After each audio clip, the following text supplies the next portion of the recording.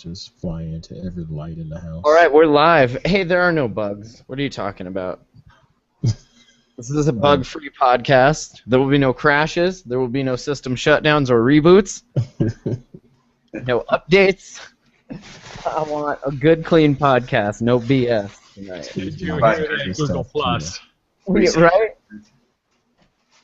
Google, if it would beseech you to not do any bullshit tonight, we would really appreciate it. All right, this is YATS. This is number 101, so enjoy the show, if you would. Hey, what's up, guys? It's Wednesday, July 9th, 2014. This is episode 101 of YATS. Every week, Wednesday night, right here, YetAnotherTechShow.com. Check it out. I'm Matt Lee. This guy right here is Aunt Pruitt. What's up, Aunt? Hey, what's going on, Mr. Lee? Mike Rothman. How you doing, Mike? I'm well, thanks. Good to see you all. Larry Press. Hey, guys. Good to see you. Nick Carroll joining us. What's up, Nick? Hey, guys. Glad to be back. Good to have you back. You guys can catch shows on Stitcher, on iTunes, all that stuff. Of course, we'll mention it at the end of the show. What should we start out with? There's been a lot of Google I/O news, I feel like, just between the last couple podcasts, at least for Tagging the Androids and for YATS. It kind of spills over. I guess we should start out with the Chromecast thing. That's kind of interesting. A while ago on the Moto X, I noticed if you were connected to Wi-Fi, and I don't know if this was whether or not you had a Chromecast connected. I think it might have just been in there regardless, but there was a little thing called Cast Screen. It didn't do anything. It was just there, just hanging out.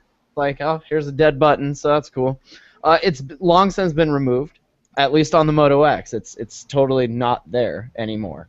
So the Nexus 10, though, does have it, and it actually does something now, which is interesting. So if you have your Chromecast connected, and you can also go into the Chromecast app if you have the new update, which I haven't got yet, but the update, there should be a thing in there when you hit the menu. It says Cast Screen. This is embedded in the notification shade. When you hit the thing, it turns over. You have all your, so it's right there.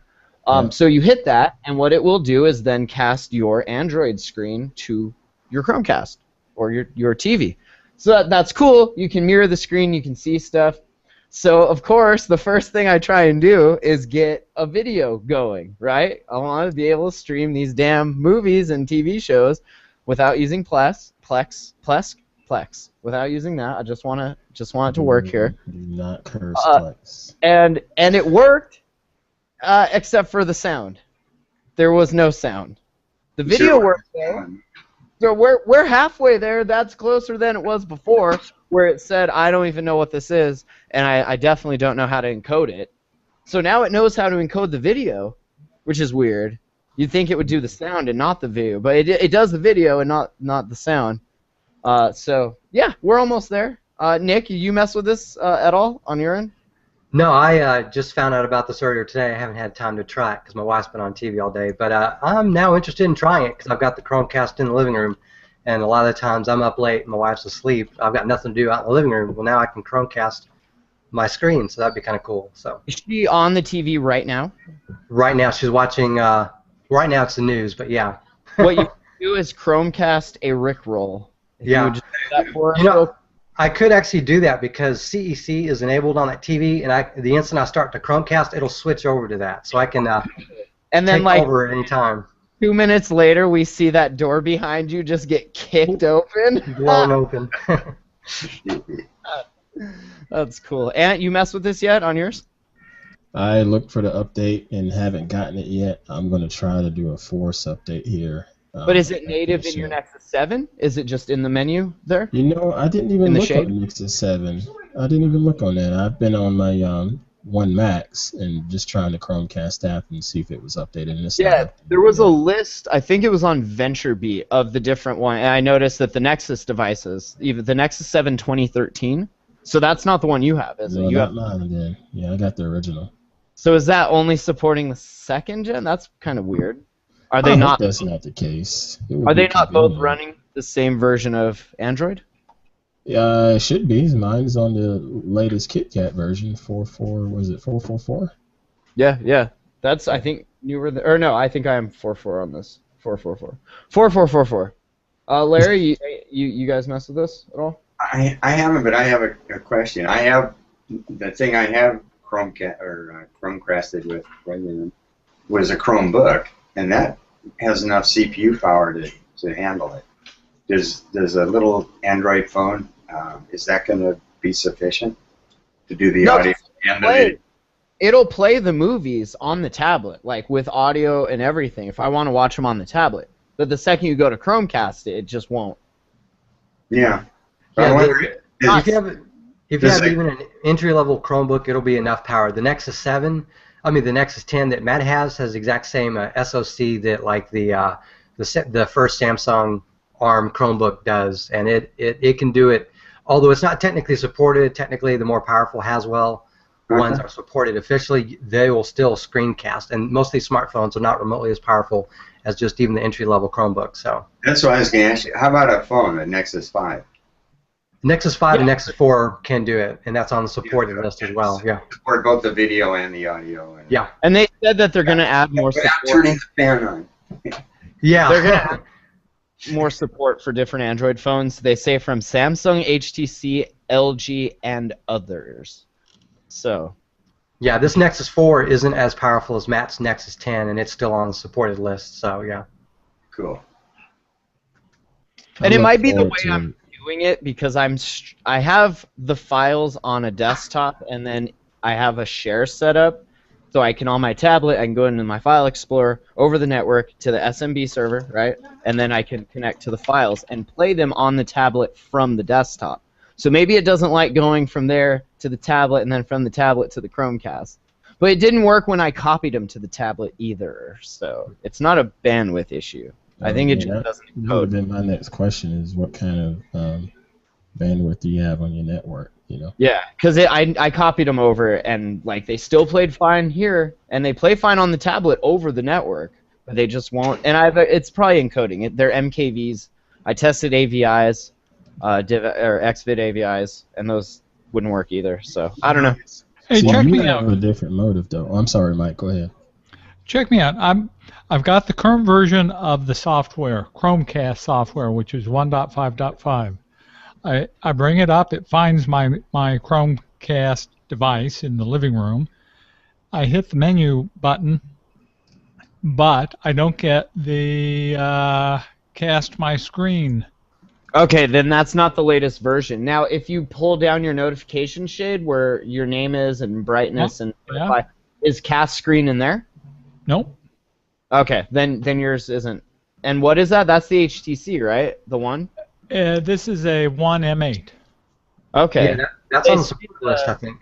Yeah, The that's one on the list. The 1M7 is on the list. The M8 is not. Yeah. Okay. Nope, not yet. And that might be one of the future HTC devices that support will get added to.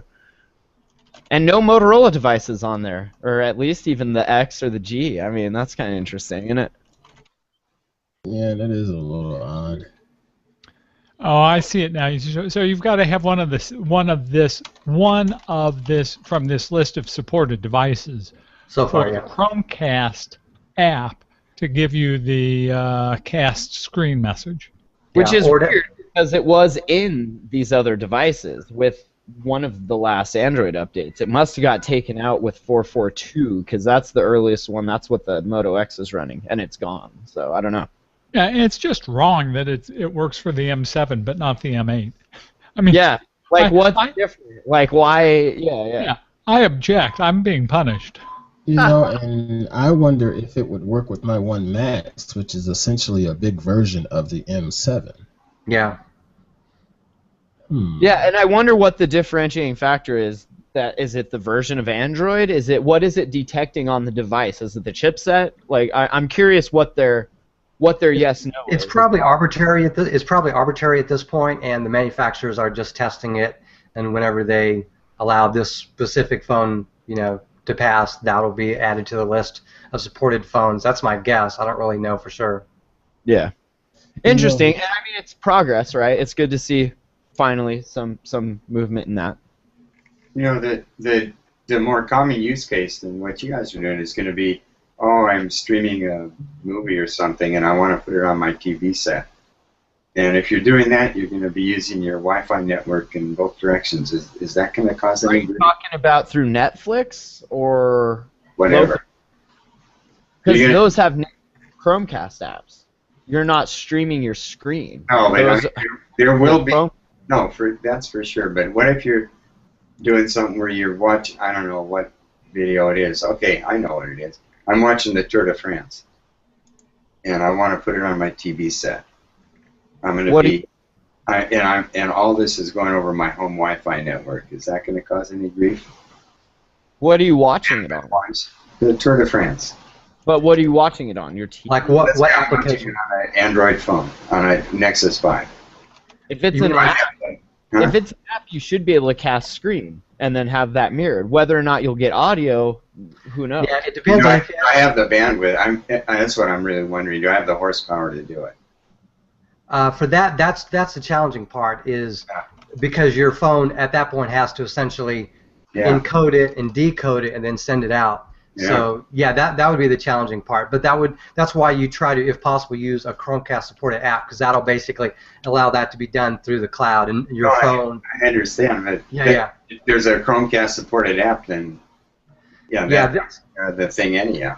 Yeah, the way you would generally do that would be, let's say you're browsing in Chrome or something, and you want to cast your screen. That would be more of a challenge. But that's what this feature allows you to do. If you just want to show exactly what's on your screen and then send it out, your phone will probably do that if it meets this, the qualifications for this list. But it's probably going to be a somewhat beefy phone to do that, and the results are going to be somewhat delayed. Now, mind you, the audio and video will both be delayed together, and they should still sync up when it gets to the TV that you're broadcasting, that you're casting to that way. But if possible, try to use a Chromecast supported app so that your phone or device no longer becomes the middleman. That's the general advice. So the whole reason that this thing becomes cool is because you don't have to have Chromecast supported apps. Yeah. And the use case I just said, I am watching right now this month, the Tour de France.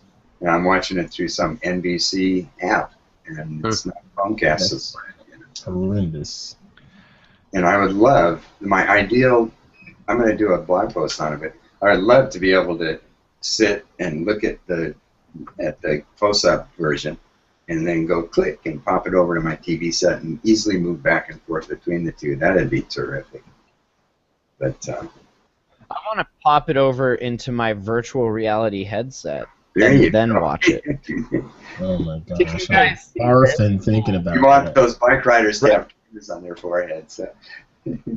That would be cool, right? So you could pick which one you wanted to teleport into and then watch from their POV. Seeing the view from his point of view, that'd be totally cool. We're getting there. It's gonna get here. Yeah, hey, real quick, I'll put in the rundown, but there's a link I found where someone is successfully running the NBC Sports stream on their phone, and they're casting it to TV. So I'll put that in the rundown. Nick, don't spread hoaxes. Come on. Keep hope alive. Right. Yeah. All right.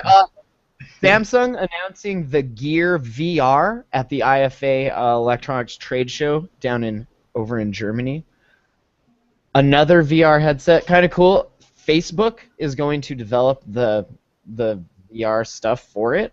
The Oculus VR is going to do the software. So it's the Gear, right? Like their brand, the Galaxy Gear, right? The Gear Watch. It's going to be the Gear what? The Gear Head? The Gear VR, they're going to call it, maybe. I think they're OEMing the cardboard ones from Google, isn't that it? Right? That would be awesome. They won that in the lawsuit. They're like, all your cardboard. They say the Gear VR works by connecting to users' Samsung smartphones, right? Using a USB 3.0 cable. That's weird. You have to connect it. Once connected, the smartphone's processor powers the headset, while its gyroscope and accelerometer sensors give the Gear VR head tracking capabilities. Users wear the Gear VR like a pair of glasses to achieve a virtual reality effect. They expect to use it for gaming, I guess.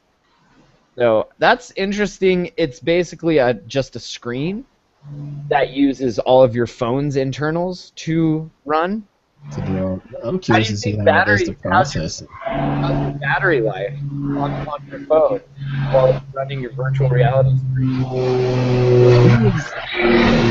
We just had an airplane. Pause for the airplane.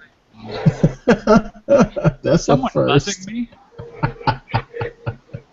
All That's right. a first. With the whole VR thing, I can't remember right off the top of my head, Matt, but when you did the Oculus yourself, the little demo, how was that thing powered? How was it? It was How was it powered by from that its piston source? CPU, wasn't it? That Xi3 made. Yeah, but see, I don't remember a whole cord running down your back or anything Oh like that. no! That was what was it? Yeah, it was plugged in. See, So I don't remember seeing any of that. You know what I mean? it was definitely plugged in, but see, the Oculus has all those internals inside of it, right? Okay. Instead of using your phones. All That right, so this is reminds me essentially a more of- monitor.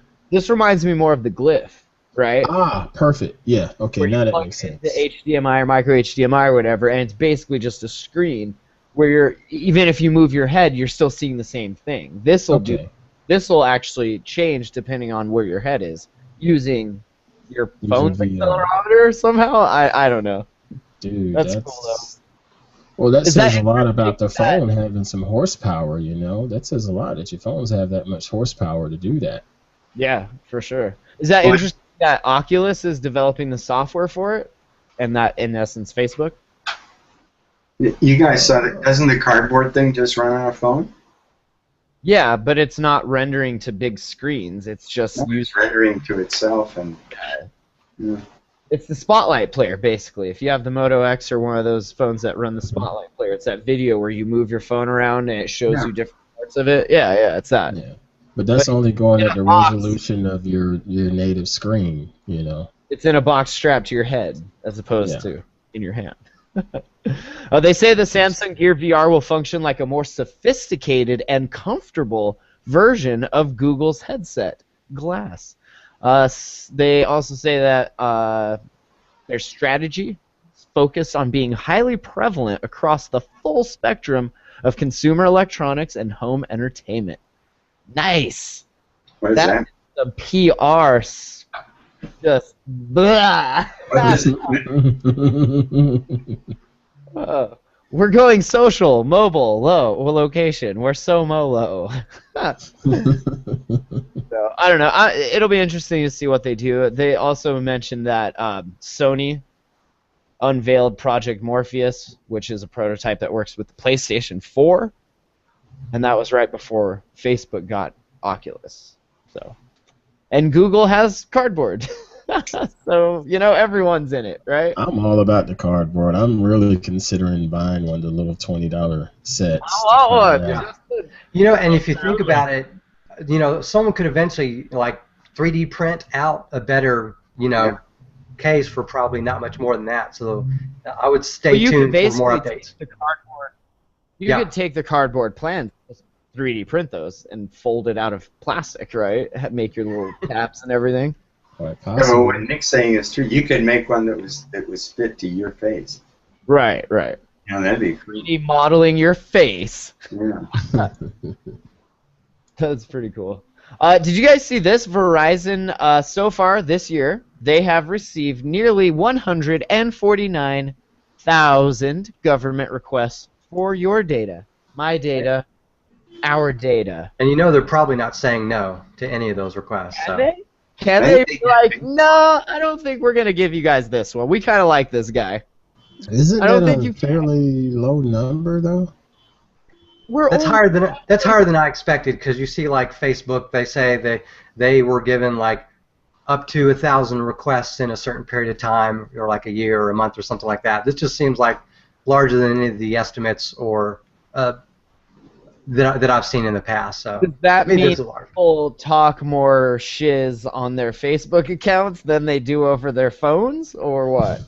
Well, it's like private messaging, you know, between people or whatever, because people just, you know, are just comfortable with Facebook, I guess. But I would just figure that, yeah, that would be my opinion. But I'm just surprised at how many requests are made to Verizon. So They got 148,903 U.S. government requests for customer information in the first half of 2014, which is slightly less than the 160,733 requests from half of 2013.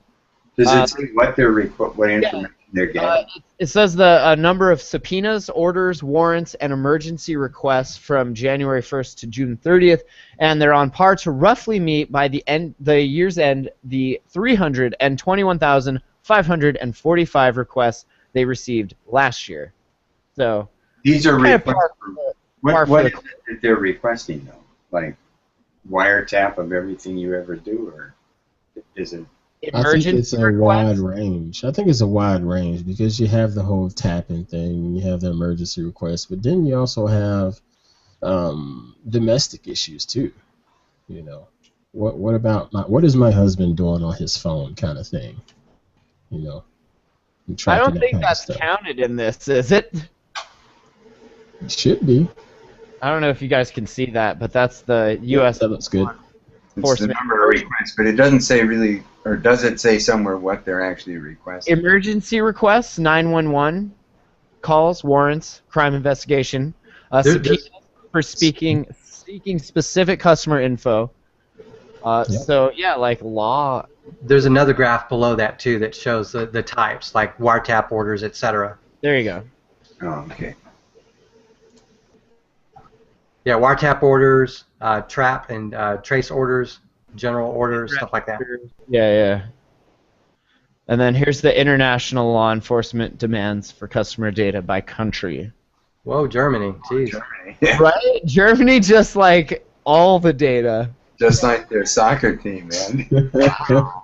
Domination. You know what's awesome? With the Germans. You know what's awesome?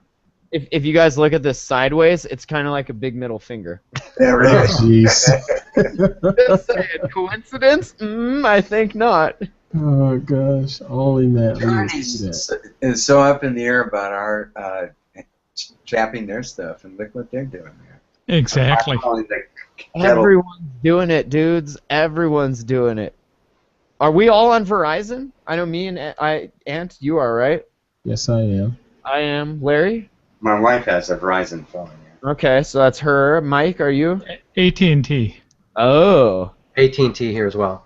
Oh, well, look at you guys. We'll probably have our own announcement soon, I bet. You know, hey, less than Verizon. So. We got YATS. We dig into Mike and Nick's phone bills.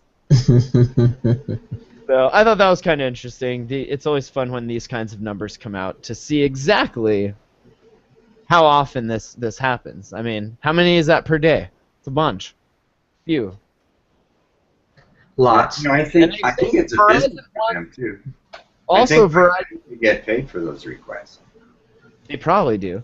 They say Verizon notes that the vast majority of these various types of demands relate to our consumer customers, not our enterprise customers.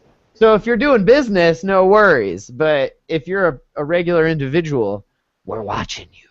It says, do your terrorist activity at work. Right? Exactly. If you're going to use Verizon, you should open up an LLC. I think we got a show title.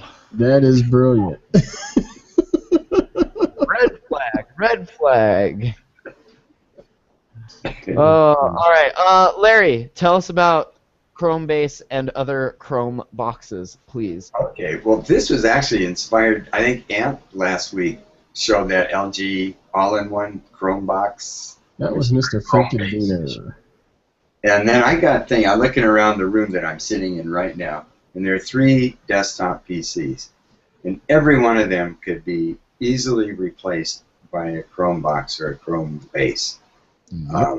And it just gets you thinking, especially if Microsoft comes up with a good browser-based version of Office, that's going to really, I think, really whack into PC sales. But would that be cutting their own throat? Yeah, but do they have a choice? If you look at, I put a link to a blog post, and I put quotes in there from Steve Jobs, Mark Zuckerberg, and Bill Gates. And the one from Bill Gates, it was in 1998, I think. It's in a court proceedings, an antitrust proceeding.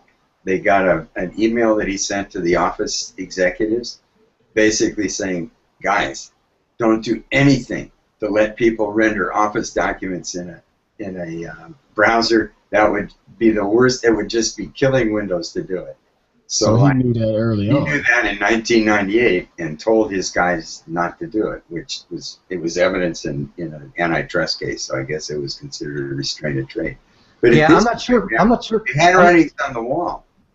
Huh? Yeah, I'm not sure when they changed their mind. It seems like over the last few years they've tried putting some features out on the web, and now you've got Word on the web and Excel, stuff like that. So but I'm not they're sure. still pretty crappy. They're not.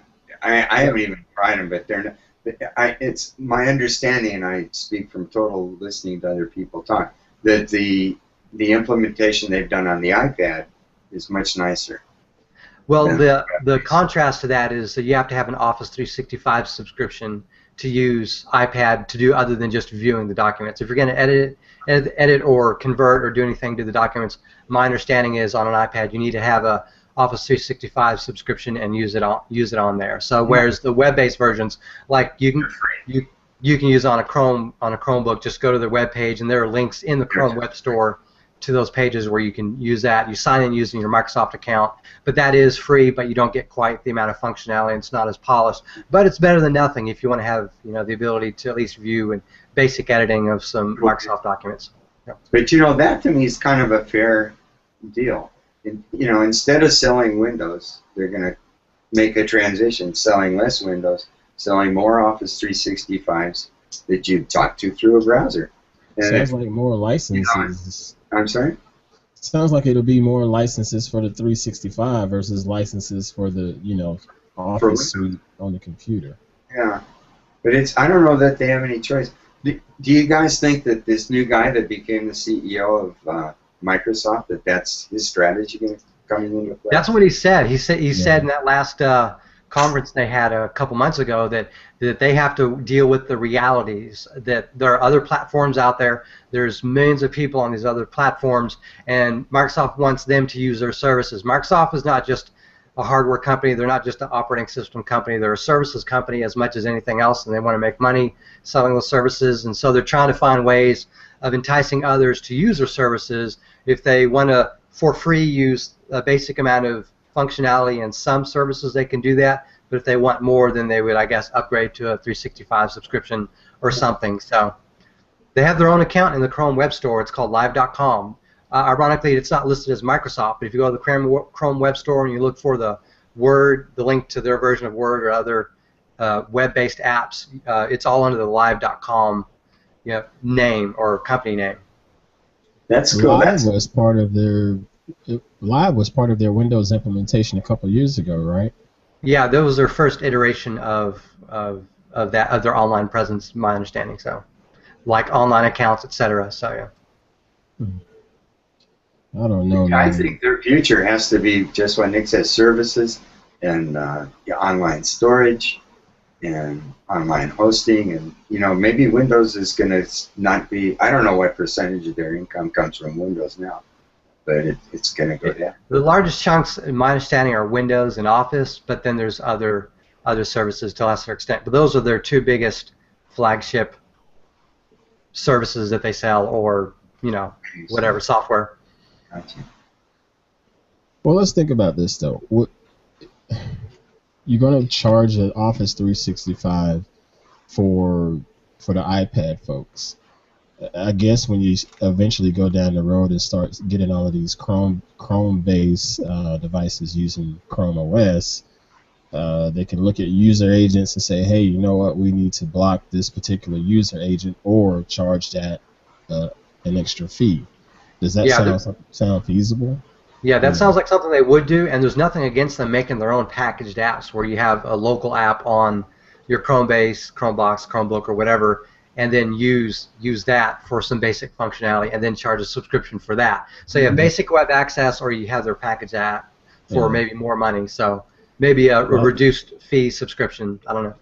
Yeah, I think that would be the only way they could sort of save face. How would this play out in your enterprise?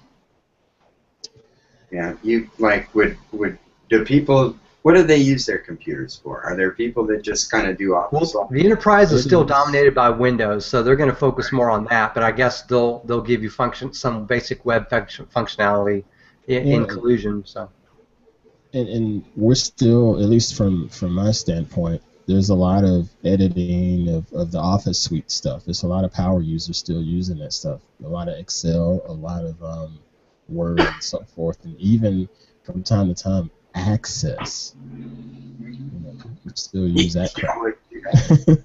Tell us how you really feel about it, Ant. Oh God, I hate Access. I hate it every time someone calls me about that. I'm like, yo, we have all of these databases in house, and you're freaking making something on your laptop as a database.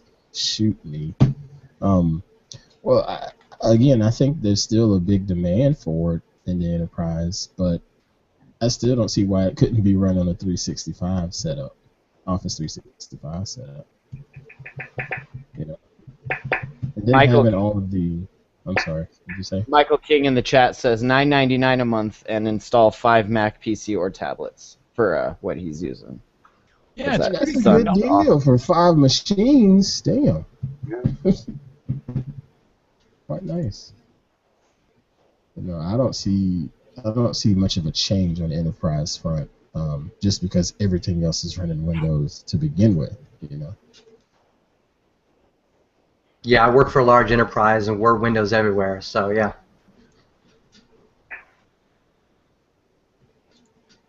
All right.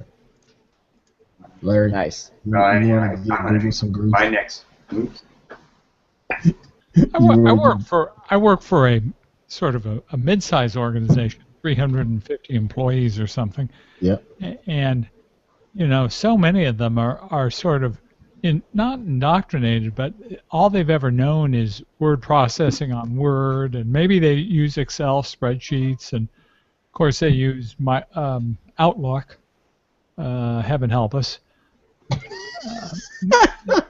The real heavy lift there from a culture standpoint is retraining all of those people. Yeah. That was some of the thing I dealt with the Google Docs and people trying to get them used to that, because at one time I was building computers for people pretty regularly, and I would try my best to talk them out of going with a Microsoft Office package just because it's a couple extra $100 that I didn't think they really needed to spend, and they liked the idea of saving that extra couple $100, and they would try out the Google Docs, and everyone would complain, no, it's not Word, no, it's not Excel. And I had to tell them, look, are you really a power user? And most of the time they were not. So again, it was just that whole culture shock. Like shamed them into it? Yeah. You totally shamed them into it? Awesome. Are you a power user? Or are you? Yeah, I asked them, what's the pivot table? And they'd be like, a what? Do you do a mail merge? A who? Come on, dude. Spare me. Come on, man.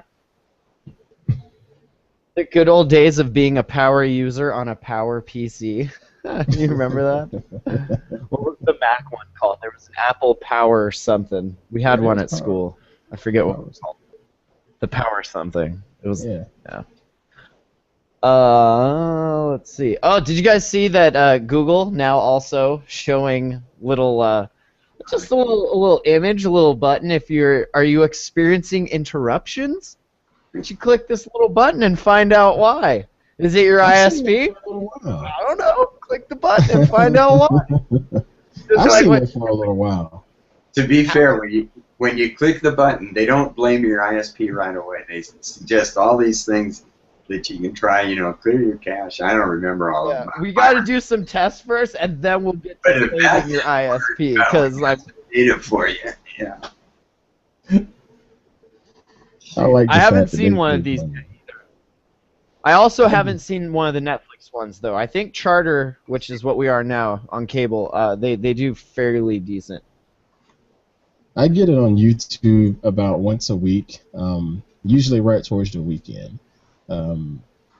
I spend a lot of time on YouTube with the Google TV, going through my subscriptions and stuff, and watching people like Nick Carroll and his videos. And and every now and then, it's usually like Friday or Saturday morning when I guess everybody in the world is around here on YouTube. it'll pause and slow down and stuff. So ideally, I will jump on my laptop or come to the computer and try it over there. Just sit back and watch stuff, and it does the same thing. And then I get that little bar coming across the bottom. You know, and it's, hey, it's not us, it's your crappy network. You know, go yell at them. Is essentially what they're saying, and I'm fine with that. Buffer bloat. It's your buffer bloat, bro. Reboot your router. You know, and you know what's scary is even the little hardheads know to look for that daggone buffer line. You know, they'll sit down and be like, oh, yeah, let's go ahead and pause it and let the buffer, you know, do its thing first. That's pretty They sad. catch on. They catch on early, and yeah, they should just be able to sit down, hit play, and sit back and laugh at their mindless Minecraft videos. You know. But good on Google for calling them out. That's my opinion. Yeah. But even more so, Google needs to hurry up and get their asses here in the Charlotte area with some fiber. You know, there was something though that I can't remember what I could have put it in the rundown. I did just saw it and reshared it on Google Plus. Somebody was accusing Google of not being active enough to try to keep this ISP issue in the public eye. Did you guys see that? Say that again. Did you try to what? Oh, shit. I mean, somebody was blaming Google because they weren't working hard enough to keep this ISP, bandwidth funnel thing in the public eye. Okay. No, I didn't see that. To me, that really is the secret. As long as we're talking about it, doesn't mean anything. If it becomes a political issue, yeah. Senator, Well, Google would have to create some sort of new outlet to do that because they don't really have that. I mean, you know, they pretty much let the news cover them, and they don't. They have like a few YouTube channels, a few press releases, but they don't really go out of their way to really take a stance on issues and to like broadcast it out. And you know, maybe that's a weakness of the organization, but I don't see that as unique to Google. Apple doesn't do any different. You know, Microsoft doesn't do any different. You know, and then people on the other side, like Verizon, you know, et cetera, that want, you know, that aren't really for net neutrality, they're certainly not going to go out of the way, you know. So I don't know. I thought Google took a stance on the whole SOPA thing a couple years ago. Wasn't they pretty vocal about that? Yeah, I mean, the question is if they're not speaking about this thing and being more vocal about it, what does Google have to lose? You know, is that what kind of skin they have in this game to say, you know what, we're just going to sit back and not say anything? Yeah, supposedly they're on the pro net neutrality side of things, but yeah, I mean, I don't know what they need to do specifically to be more vocal, like launch a website, you know, with a bunch of their infographics, maybe launch a YouTube channel. I really don't know. So. Mm-hmm. The Netflix president, I forget his name, he's been pretty outspoken. But again, he maybe is just speaking to the geek community. The best thing was that thing that guy did, that the comedian on HBO did a few weeks ago. Yeah. That really reached the general public, it seems to me. But none of this will get resolved until the general public gets pissed off about it. Now, moving on here, let's go back and look at the whole undelete personal data. What do you guys think about that? I remember, I want to say I was watching Twit this weekend and saw the discussion on that. Let me make sure this is the same story. First of all, shit. Yeah, the article we have linked to kind of lists some good practices, you know, in terms of what you need to do to essentially prevent your data from being recovered after you sell the hard drive or the smartphone or the tablet or whatever, you know, and it kind of outlines the problem. You know, just because you factory reset your computer doesn't necessarily mean that all your data is gone. It's still there. It just hasn't been overwritten, and then you have to find a way to specifically overwrite that. But I think Ant's probably doing the same thing that I've done. You just hold on to all your old hard drives. Yeah, this came to my mind because just recently, this hard drive right here, I can't get it to come back to life, and my plan is to go ahead and just take it to the office. I could do a D-ban, you know, run the Darrett's boot and totally wipe it and so forth. But I'd rather make it fun and take it to the office and give it to the Marine I have on my staff. Let him pull out his AR-15. We take it out back and just shoot this thing. That way we know this drive is never ever going to get used again. You know. You might even be able to just take it apart yourself, like just go to town. So. Oh no, I could do that, but it would be more fun with firearms. You could magnetize them. You could do all sorts of stuff. The problem is people don't realize that this is just a side effect of how hard drives work, right? Like we know that that when you delete something, it's not deleting it. It's just flagging it as like, okay, this can be empty if you need to. If you really want, you get a program that like does an erase that will write bits to the thing. Right, and just overwrite over and over, just ones and zeros, a whole bunch of times. But see, people don't think about their cell phones, and nobody, I guess, really looked. I don't know. Did anyone look to see if, like, when I flash this, is all that stuff recoverable? It sounds like it's always been. It just recently someone's like, I wonder. And so, of course, Avast, the people behind, or was it Avast? Yeah, it was Avast. So they went on eBay, right? And they bought a bunch of phones, and they looked to see they got 20 Android smartphones, and they said they've recovered basically like 40,000 files from these phones, a bunch of pictures, a bunch of family photos of children, photos of women in various stages of undress, more than 250 selfies of what appear to be the previous owner's manhood, whatever that means.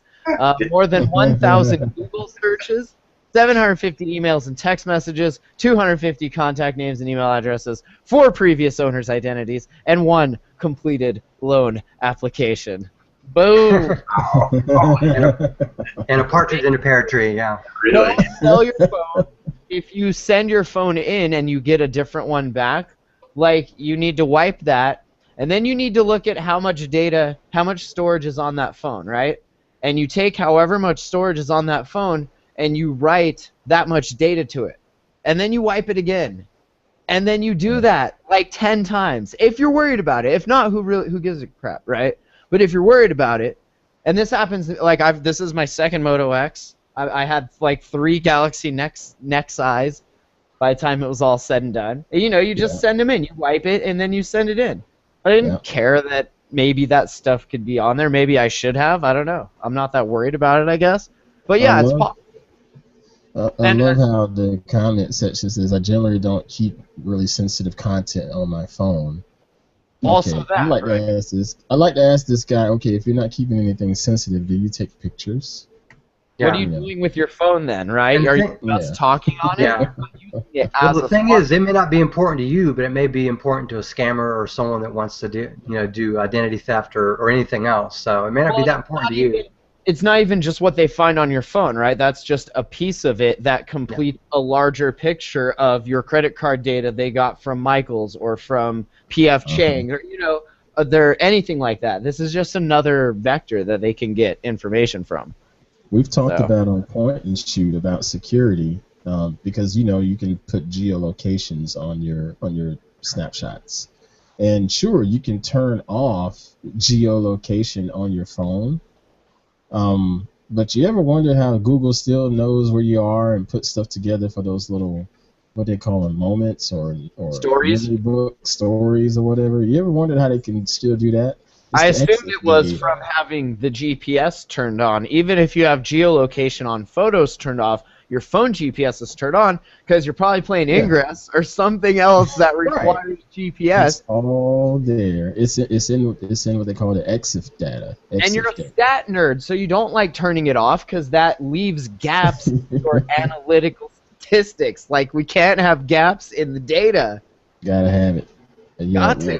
Got to. Mike Sweeney, we call him the MacGyver of our community because he's always hacking stuff together, left and right. But he pointed out in several different test photos, it looks like this thing is wiped away, but if you go into, say, Photoshop or Lightroom, you can dig into the guts of that file and bam, there's all of your information, so. It's not just having a loan application on your phone, but if you got pictures on there, that stuff is still trackable. It's the metadata.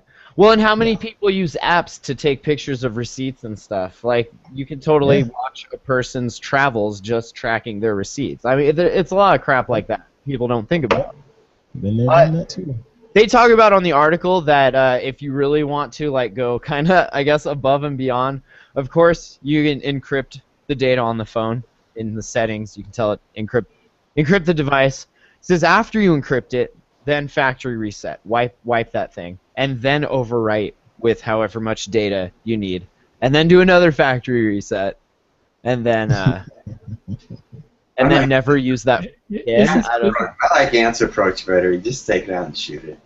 Yep. Yeah, or just destroy it. It's a whole lot quicker. Yeah, really. I mean, you can set it on fire. You can. There's all sorts of things you can do. Drop tests.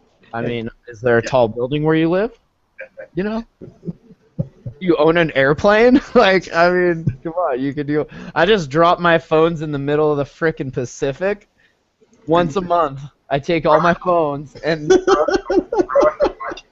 up in the plane, out into the Pacific. I love it. Hell yeah. Just dropping them shits off. So, and of course, I mean, they want you to use their undelete, or what's their... They have like an app that'll... Isn't the bottom line of this article that they've got a product they want to sell you? To permanently delete personal data from a smartphone before selling or giving it away, number 1, install Avast Theft for free from the Google Play Store. Number 2, give us all your information. Number 3, turn on the thorough wipe, which will completely wipe everything. And then while you're at it, you make sure to log in from a PC so we can get all that info as well. Yeah. And then, yeah, I don't know, whatever. I used to bring us back to reality. Hold on, let me bring us back to like real world real quick. When I lived with people that would use the computer, like I had antivirus on there, because I don't trust other people, you know, if I guess to use it on a vast or two, I would go between. I don't know. They're only as legit as their definitions are up to date. That's me. Hold on. No, they're just sirens. I have sirens. Okay, now you're sirens. You were chopping up there for a second. Sorry, go ahead. I couldn't even hear your sirens. That's good. No, but thank you, Mike Rothman, for bringing us back to reality. Look, they're trying to rip you guys off. There it is. Install this and give us your info. We gotta say it. I love it, dude. Yeah, no, I agree. I wrote an article a long time ago for And, I think it was, about how all these are crap and you really don't need them on your phone and they just suck up resources and they're just yet another BS app, you know? But that's all right. The Avast people have to make a living too, you know? Yeah, no, for sure. They should write virus... No, never mind. They shouldn't do that. No, but it is good. Sir. It's good info, right? Like, if you are that worried about it, that's how to deal with it, you know? Yeah. Look how much storage is there. It's common sense. That's maybe not so common. Just continue to be your family's local tech support. Do everything except the part where it says install Avast and shoot your old phones. Or just save them. They're cool to look at. I have a whole stack. The stack is like literally getting that tall of just phones stacked up on old phones. We could do a whole show one night on how unrewarding it is to be your family's tech support.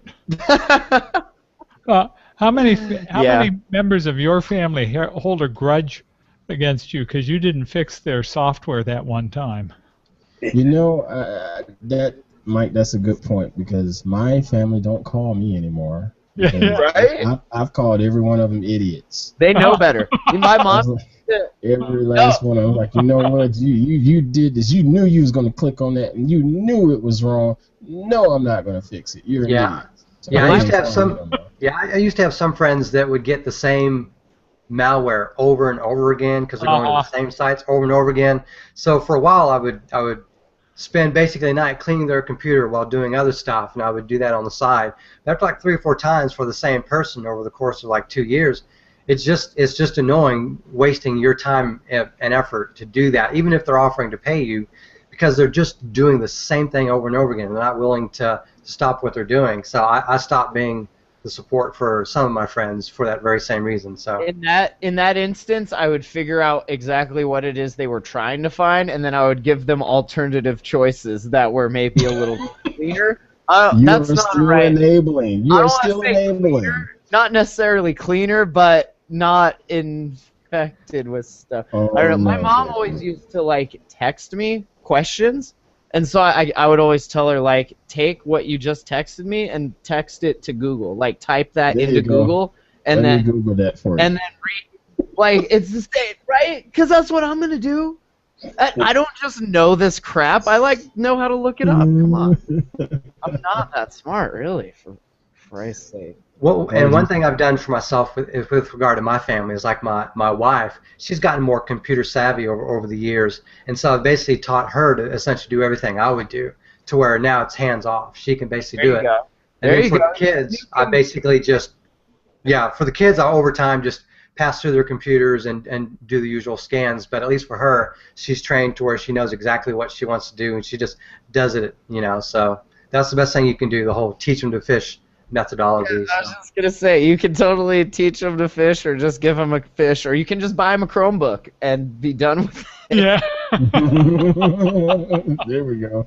Let's Teach see. a man to fish. Before we get out of here, did you guys see this?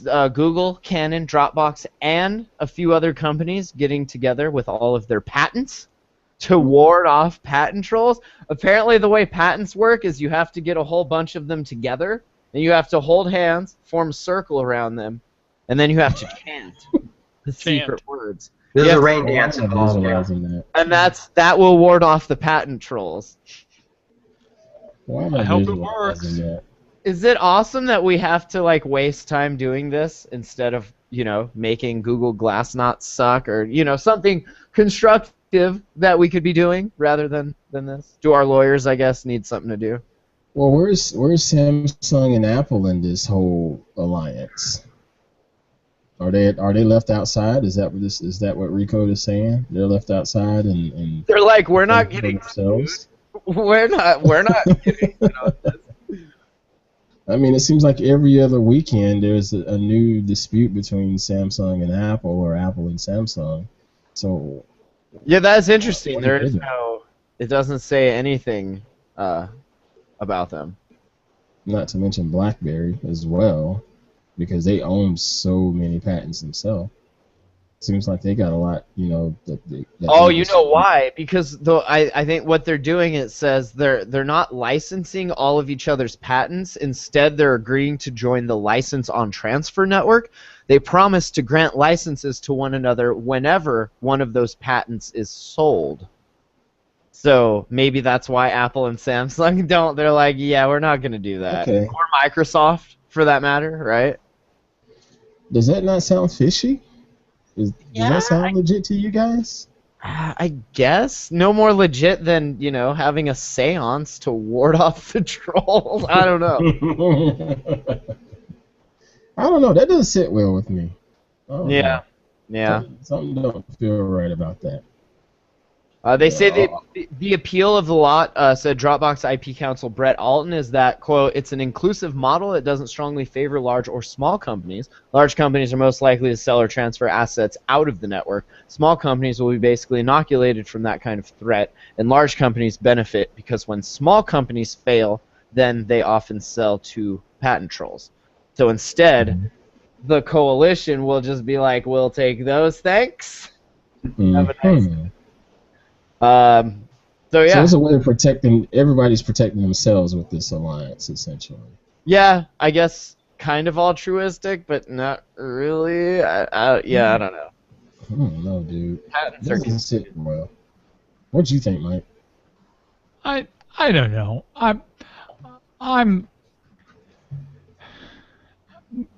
we're circling the drain here on this patent litigation stuff. Is what I think. Yeah. We are getting all about litigation and forgetting about innovation, and it's the damn legal system that's doing it to us. So Yeah. I'm ready to see it all stop. I just don't know how to make that happen.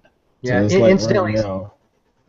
incidentally, Samsung and Google have their own little patent sharing agreement for the next 10 years, for example. So that's one thing that they're doing. So Samsung may not be in this particular patent sharing or patent protecting or whatever organization, but they probably still have their own agreements with other companies like Google regarding patents.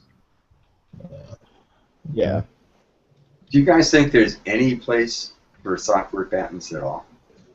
Are there some things that are so innovative they're worth patenting? I don't. Right now, I say no. Huh? Right now, I say no. Had this been 5, maybe a little more than 5. Had this been maybe 8 years ago, yeah, I'd say so. Larry, I wouldn't go to no, there's nothing, but when I hear that you can patent swiping in a certain direction on your screen, Yeah, That's a problem. Fine to unlock. Or a rectangle with rounded edges, so Yeah. around the corners. That's the problem. But or you can draw patent the word, the. That'd be copyright, man. App Yeah. Store. App Store. App Store. App Store, yeah. App Store, Yeah. Yeah, app. trademark. We got a problem here. Yeah, we do. But But honestly, I think in the big scheme of things, this is probably like one of those first world problems. Like, I don't know. I don't want to sound like that, but like in the big scheme of things, it's kind of the least of our, not the least, but it's kind of down there as far as. Of course it is. Wasn't there a judge that said, a lot of these patent disputes, we're just going to say screw them because you need that as core functionality for said device to work. Like the whole clicking on a number inside of a message pulls up the dialer kind of thing, or It's the way if you can't do it that way, then you waste more time. Obviously, there's going to be other ways to do it, but why would you waste time on doing it? It's the same thing with like muscle memory and the way we're programmed to do things a certain way for so long, and then a redesign happens, right? And things get moved, or we have to use something different, right? Like going from Word to Drive or something like that. Like we get stuck in a certain way of doing things, and then it's different. And we're like, holy crap, I don't like that. So it's good design to kind of keep everything kind of the same, so you know where crap is and how things work. Obviously, I have to swipe because I want to go to the thing on this side. Like, how else would you do it? I could pin it and pick it up and then move it and then set it down and then spread it out. You could do all sorts of dumb things. But why? Like, just do it the easiest way. Should you be able to copyright that or patent it and be like, this is our way, you can piss off? Probably not. Are we all trying to get to the same thing or no? Like, are you going to just take your ball and go home? Then, I don't know. Stop being a baby, I guess. I don't know. All right. Anything else? What? I'm glad. I can't remember the judge, but I'm glad whoever that judge was stepped up and said, you know what, shut up. I can't open this phone unless I do a swipe. Yeah. Seriously. I mean, you could yell at it. You could be like, phone, unlock. And then but why? Just swipe. It's easier. All right. Well, thanks for listening, guys. We appreciate it every week, Wednesday evenings. YetAnotherTechShow.com, of course. Anybody writing anything they want to plug? Aunt Pruitt, I know you got a podcast on Thursdays. Point and shoot. Yep, that's tomorrow. But I've also written a few things and published a few videos here this week. I discussed the Android TV and getting more of that good old Android love in my living room, as well as pointed out some apps to demo for smartphone photography. All of that's found on my YouTube channel. Be sure to go subscribe and like. Okay. Oh, I like the wink. Nice. Smartphone-photographers. Trademark sign off. Right. All I have right, some check us videos out on too. Stitcher. We got a Twitter account. Matt froze. You just froze up. Matt froze at the close. And we're still We're done. live. Have a great night, guys. Thanks. Never hear that. Good night, everybody. Thanks.